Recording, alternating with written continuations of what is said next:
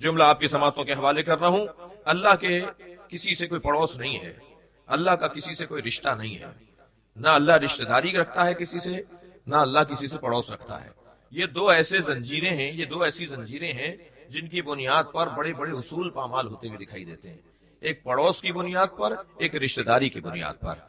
یہ دو ایسے رشتے ہیں. پڑوس کے لیے بھی کہا گیا ہے کہ خیال کرو، خبردار تمہارے یہاں کھایا جا رہا ہو اور پڑوس میں بھوک ہو تو تمہارے کھانے کو ہم حرام کر دیں گے. صلوات پڑھے محمد و آل محمد پر.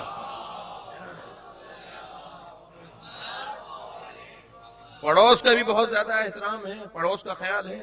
حتیٰ مولا کائنات یہ ارشاد فرماتے ہیں کہ نبی نے ہمسایوں کے لیے، جار کے لیے، پڑوسیوں کے لیے اتنی زیادہ تاکید فرمائی کہ ہمیں یہ احساس ہونے لگا کہ کہیں میراث میں بھی ان کا حصہ نہ بنا دیا جائے.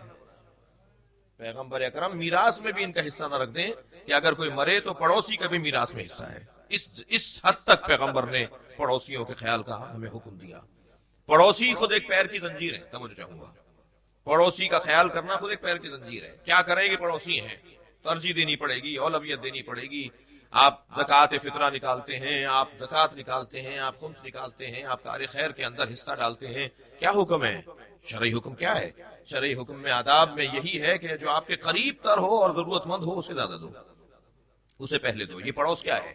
یعنی آپ اپنی ذمہ داریوں کی ادائیگی میں پہلے پڑوس کا خیال رکھتے ہیں. یہ تعصب نہیں ہے، یہ تعصب نہیں ہے، یہ نظام الفت ہے، یہ نظام سماج ہے، یہ معاشرے کا مضبوط نظام ہے. جو برابر والے کا نہیں ہے وہ 10 گھر بعد والے کا کیا ہوگا؟ جی لہذا پڑوس کا خیال، پڑوس، برابری، یہ جہاں بہت زیادہ فضیلتیں رکھتا ہے اس کے عنوان میں ایک الجھن بھی آتی ہے، اور الجھن ہے مجبوریاں، پیر کی زنجیریں، پابندیاں، خیال کرنا، احساس کرنا، ترجیح دینا. اور اسی طرح عزیزان گرامی رشتہ داری کے اندر بھی کچھ ایسے ہی ہے. صلہ رحمی، ارحام کے ساتھ تعاون کرنا، رشتہ داروں کے ساتھ تعاون کرنا، یہ در حقیقت انسان کے لیے جہاں حکم ہے اور فضیلت ہے اور اس کی بلندی کا سبب ہے، وہاں اس کے پیروں کی زنجیر بھی ہے.